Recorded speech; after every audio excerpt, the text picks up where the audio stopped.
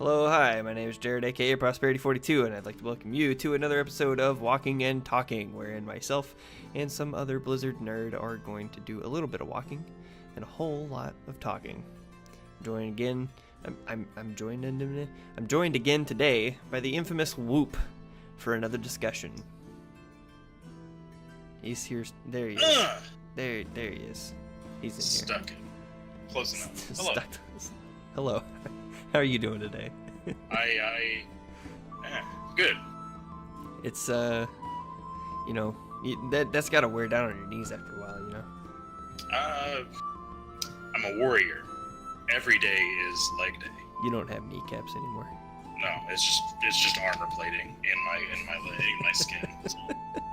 Well, anyway, today's discussion is going to it's not going to be nearly as heated, I hope, as last week's discussion over threat. But this week we are talking about allied races and the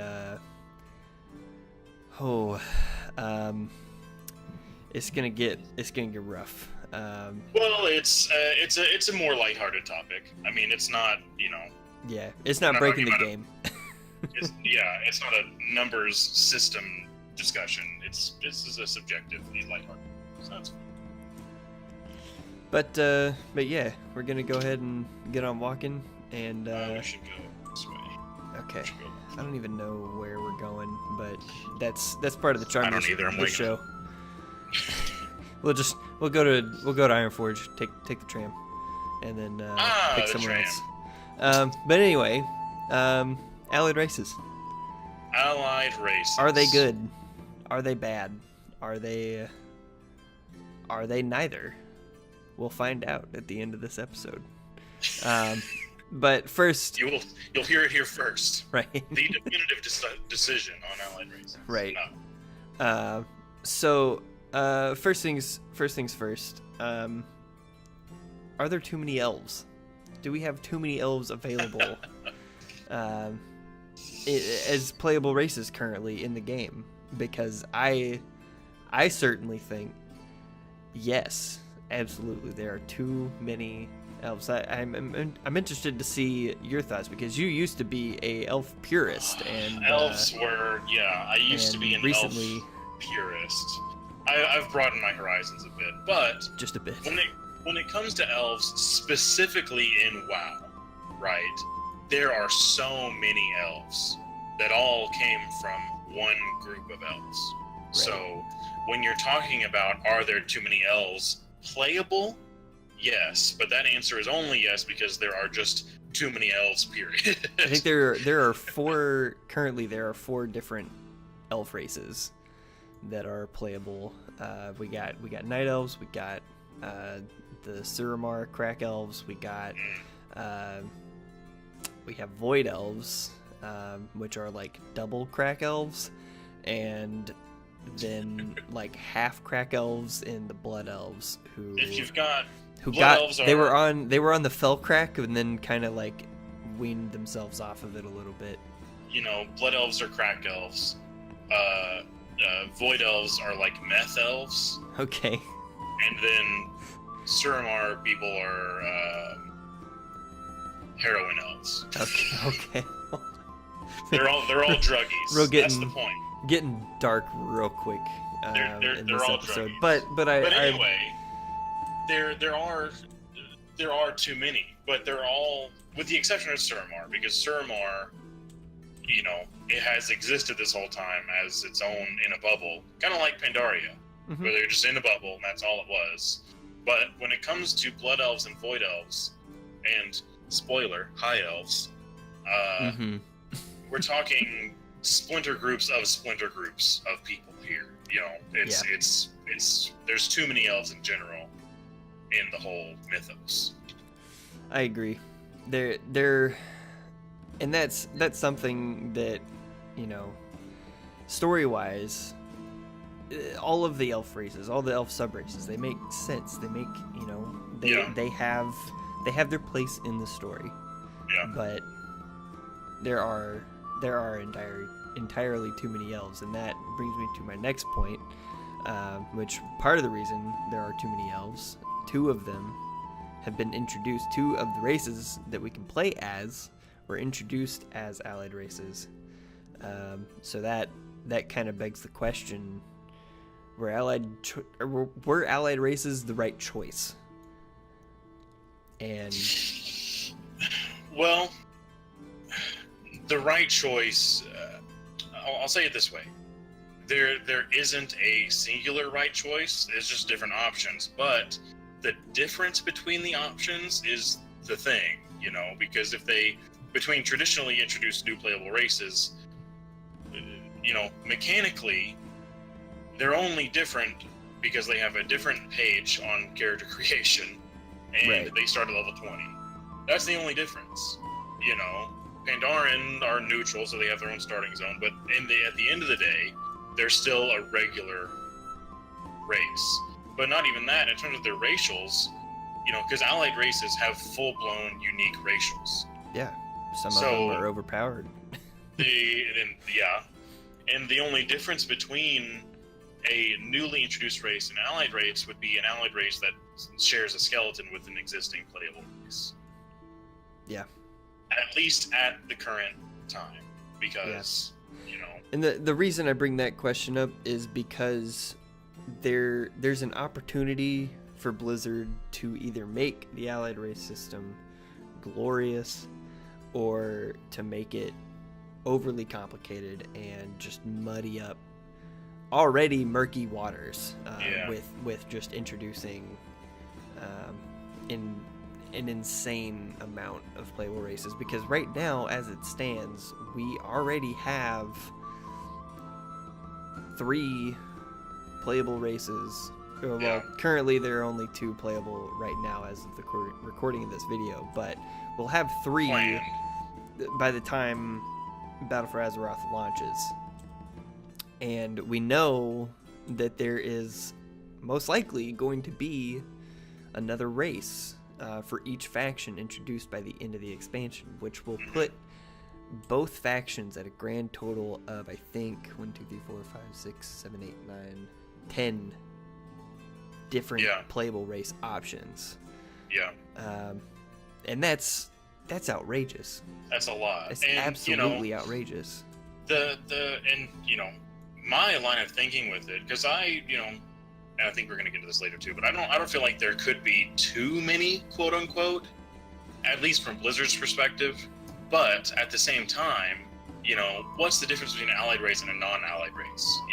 Are the non-allied races that we have right now, vanilla through Pandaria, just like the main quote unquote races, and then you have allied races after that? Because eventually there's going to be more allied races than there are base races. You're absolutely right. If they don't pump the brakes, where's their line at? Because I know where my line is, but where's their line in terms of non-allied races versus allied races? That's what I want to hear from them. Yeah, and I think we will have an answer to that, by the end of the year. But hopefully, it's really up in the BlizzCon air, one way or the other. It will be November 2nd and 3rd are going to be 2 very interesting days for Warcraft players specifically, because we have no idea what they're going to be talking about. And not even, what they're going to be talking about in general for WoW, because, we know about the first patch of BFA. Yeah. Loosely. And that's it. We don't know a lot about it, you know? Yeah. So it'll be fun. But that brings me to the next question of, are we going to see traditional factions change in the future as they relate to allied races? Are we going to see that? I hope so. 'Cause I gotta say, one of the main reasons I wanted to make this video in particular was to talk about high elves, and I'm not going to. We'll mention them again in just a couple of minutes here, but really just wanted to bring it up because I am one of the people. I'm one of the crybabies that wants High Elves as a playable alliance race, or at the very least, to be able to defect to the alliance as a blood elf. Something I think is interesting, and I'm not sure off the top of my head. Actually, no, I know it is, because on the cover of the Windrunner Sisters comic, the three sisters are there, and there's red, blue, and green colors. Okay. Right. Now, I would expect for Sylvanas to be red, because she's Horde, and kind of the colors work out that way, but they don't exactly work out that way. But that's beside the point. The point that I want to make, and this is live, by the way. I just remembered this. Because there's a red one, a blue one, and a green one. Now, on the forums, when your character's a Horde character, it has a red background, and when it's a Lion character, it has a blue background. But if you post on the forums on a character that's a Pandaren, before you pick what faction you are, the background is green. Oh. See where I'm going? They could make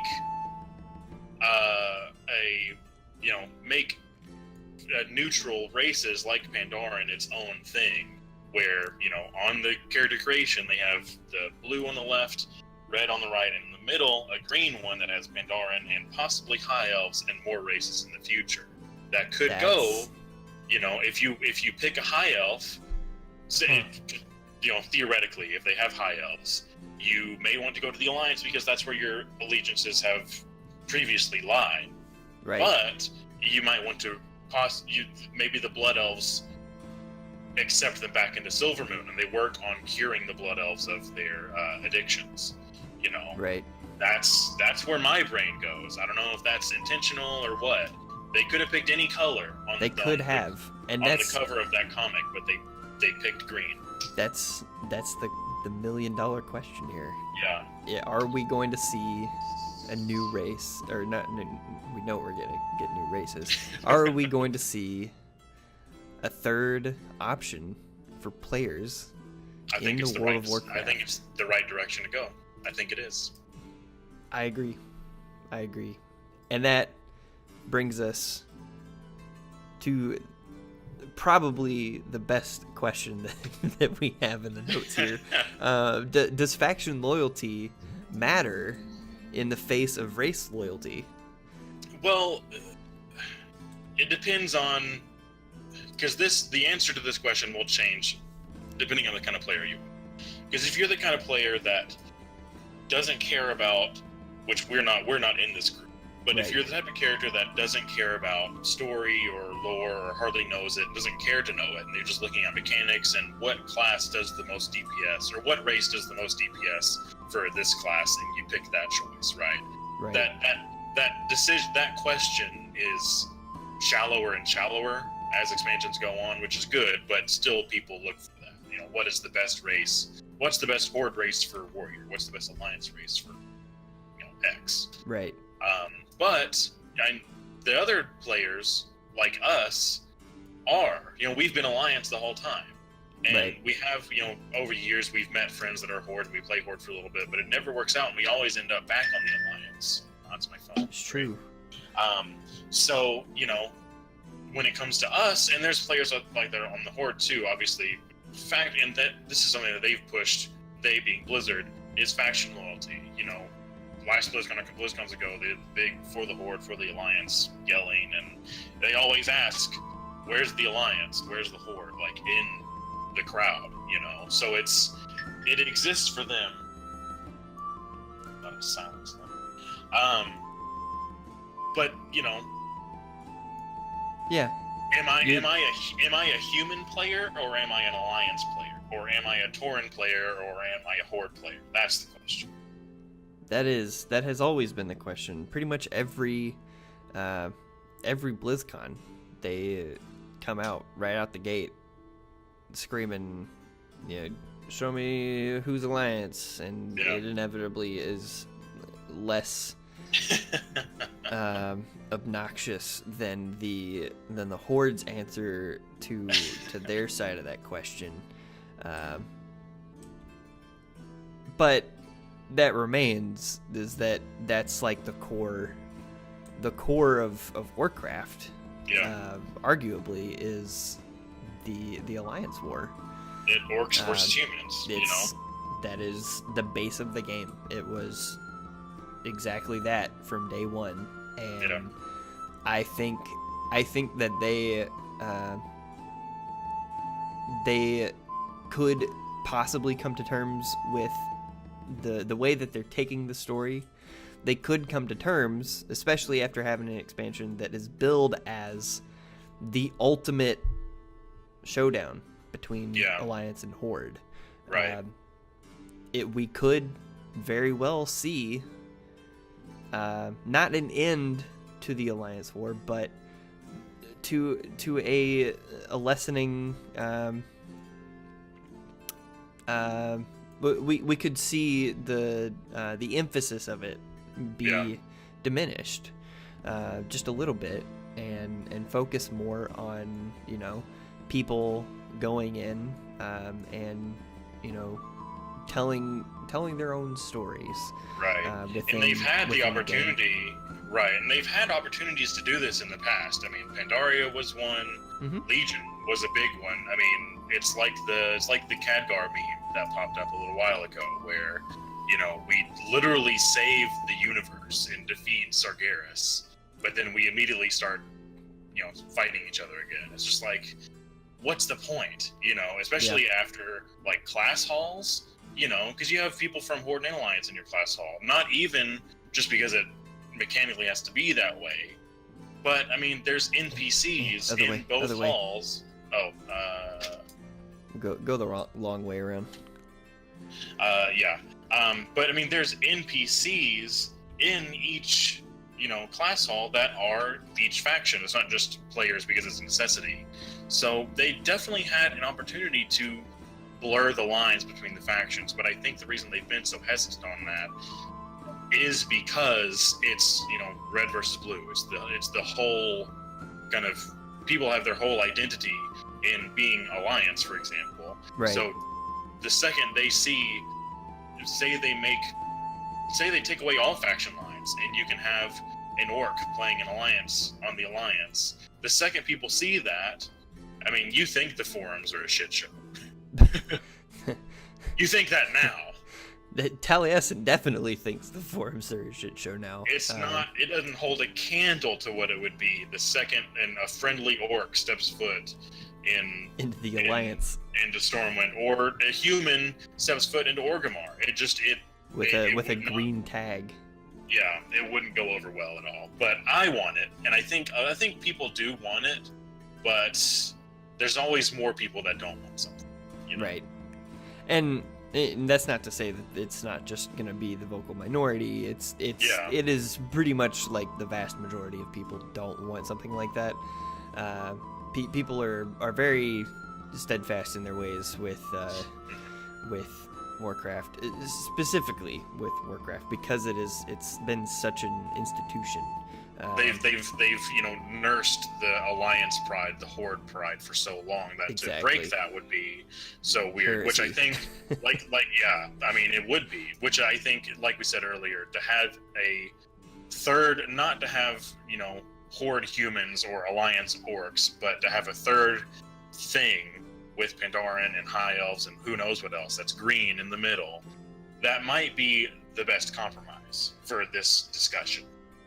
Yeah, I agree. I definitely agree.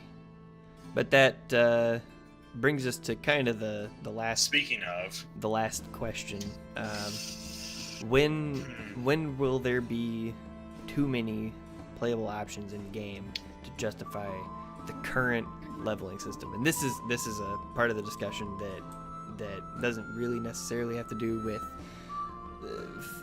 Alliance.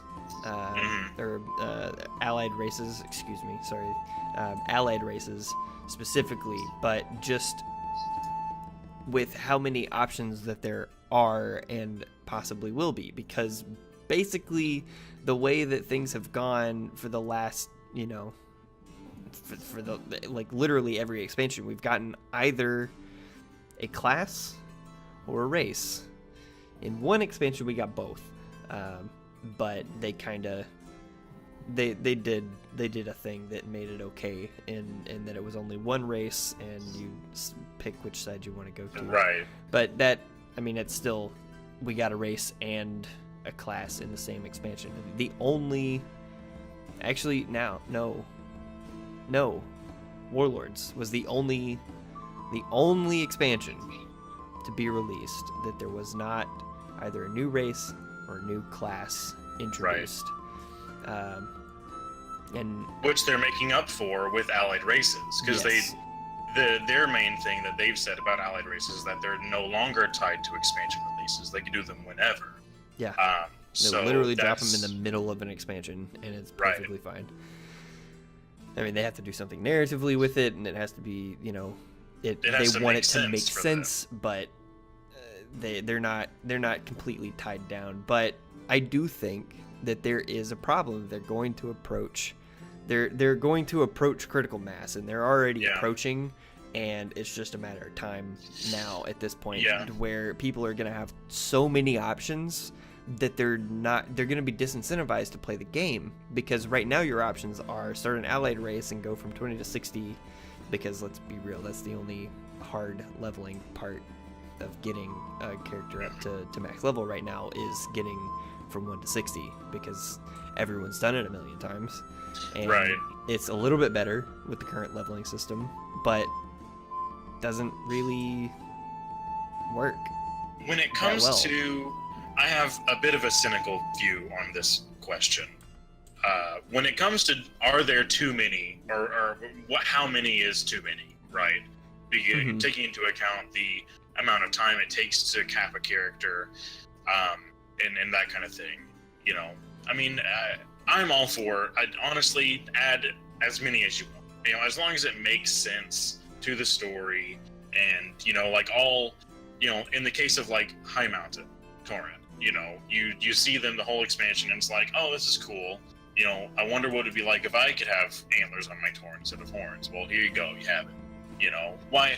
And from that point of view, add as many as you want. But from Blizzard's point of view, it's business. Yeah. Because, you basically have, when you add a new race, you're adding, for whatever number of classes that race has access to, you're adding replayability to the game. Oh, wow, that's perfect time. We're not going to make it RP Walkin. This is funny. Maybe we will. But there's okay. But it's basically adding replayability to the game. Now, we know it's not the case. It helps by the fact that everything is scalable now. You don't have to do the same zones in the same order every time. But, I know I have a path that I follow just because I'm used to it. And I know other people do as well. So, but from Blizzard's point of view, it adds playability to the game because they know there are completionists that want to have one of every class. When they have a new race come out, they want to have something of that race, just to have it, Absolutely. And even to the extreme, they want to have, and this is the maximum extreme this can go, is, I want to have one of every class race combo, which currently isn't possible because it's over 100 options and you still only have 50 characters per account, but still. Right.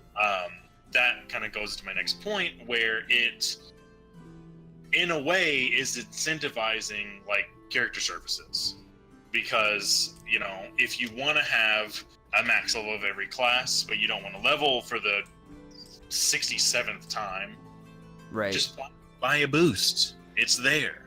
Yeah. Oh, you like leveling and you want to level over 100 times? Get a second account and join them together. Right. It's incentivizing that kind of thing, which you and I and everybody knows that there are suits at the head of Blizzard. Mike Morhaime is the CEO, of course he is, but there's business people in there that are trying to increase their income. And, that might be a cynical view of it, but from that point of view, there will never be too many allied races because it always incentivizes replayability of the game or character services. And That's true. But and like I said, in terms of lore, there is no maximum either. Because I mean, you can just whatever makes sense for whatever expansion it is. There's a cool new race, slap them in there. Who cares?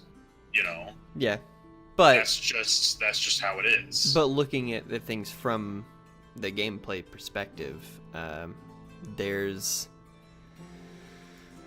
a lot. There's incentive to level the allied races. Currently there are 4, but still the incentive is to level them and get the heritage armor, which you cannot get if you pay $60 to have that character maxed out. So there are balances. Ultimately, at the end of the day, they just want people playing their game. Yeah. The more time that you spend playing the game, the more money they'll get, because it's still a month-to-month subscription. It doesn't really matter how many hours a week you play, how many hours within that month you actually play, but having you retain your subscription month to month, that's their main thing. Right. And with the amount of options that they can bring to the table, I think that is a real discussion that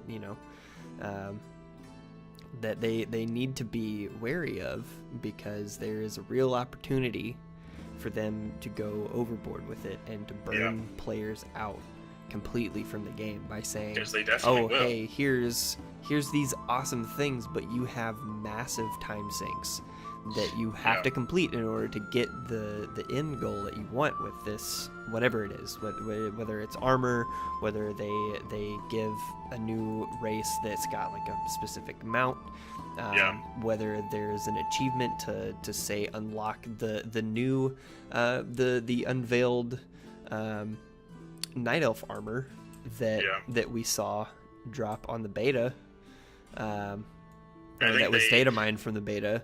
If there's some achievement like get one race at max level from your faction to unlock these other heritage armor type things, that could also be a problem. This is almost impossible to get a good angle. Okay, here we go.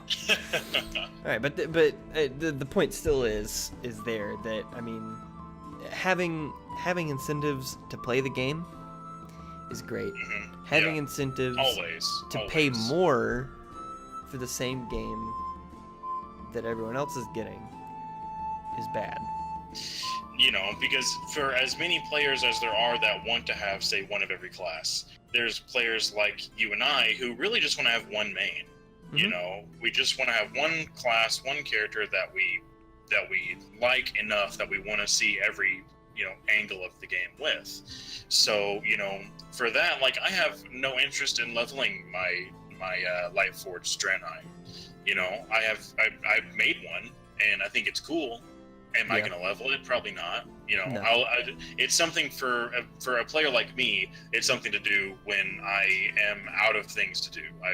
And right now is a good example, because I get on my main, I run old raids for transmog, and then I do whatever I want. I level other characters. So, but that's beside the point, I guess. Yeah. But before we go, I'd like to pose the question, the ultimate question, given the discussion that we've had in this episode of Walkin and Talkin. I'd like to pose the question: Are allied races, if I could speak correctly, a good choice for Blizzard? I'm interested in your answer. I think for Blizzard and players, the answer is ultimately yes. Because, when you don't have a cynical view of it, like I did, are these guys going to take your spot? Oh. They are just completely covering you up. I think, like I said, the answer is ultimately yes, because the more playability that the game has is always better. More is always better than less, right? But there is going to be a point where there are too many, like we've been talking about this whole episode. But I think yes, because it is cool, to have from expansive specific examples like we had on Argus with the Lightfort Draenei and on in High Mountain with the Tauren. Sure. Those options are cool for those races, and I want antlers. Like, I think the antlers are cooler than the horns, but my question is, why not just slap on an antlers option to the baseline Tauren? I don't know. There's how little of a difference does there have to be to justify a whole new allied race? That's a good point. That's a very valid point. Because I want all those options, but does it have to be a whole new race though? Honestly, it doesn't. That's my counter question. It doesn't, and arguably, I mean, we definitely could ask the same question of the Kultiran race, which we will be getting very quickly. Like within a couple of months, quickly. Mm-hmm. That question could be asked, like, why don't we just have them be regular humans? But right. If you take this particular form, it would be weird. But I guess, and it could still be, you unlock the achievement for the allied race, and that gives you the customization options. But then, they don't have new racials. They hardly have they do class options like Kultiran druids. Regular humans can't be druids. That kind of thing. So yeah, and that kind of stuff, that makes sense. Like, if you can give the reason narratively why you don't want to just slap a new skin into an existing race and say this is an option now. If you can say for lore reasons that you have to have a new race entirely because of something like these ones can be druids but these can't. That's fine. That's an excellent choice. Ultimately, it's the right choice. Yeah. But I will say I have to agree. I have to agree wholeheartedly that I think allied races is the correct choice, with the added bit here that they need to practice extreme caution going forward when introducing new races, because Taliesin brought up a good point in the video that he made like a week and a half ago or something like that. Every time some new race gets leaked or shown in any capacity, immediately the first thing everyone jumps to is allied race, allied race, allied race, allied race, allied race, allied race. If Blizzard,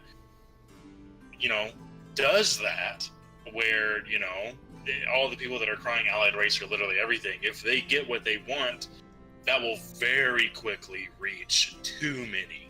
Yeah, we will be at maximum meme. Maximum meme. Yeah. Khadgar won't be able to keep up. He won't be able to keep up at all. But that's going to be it for this episode. Thanks for watching. But our feet and our jaws are very tired. So we'll see you next week when we walk and talk a little bit more.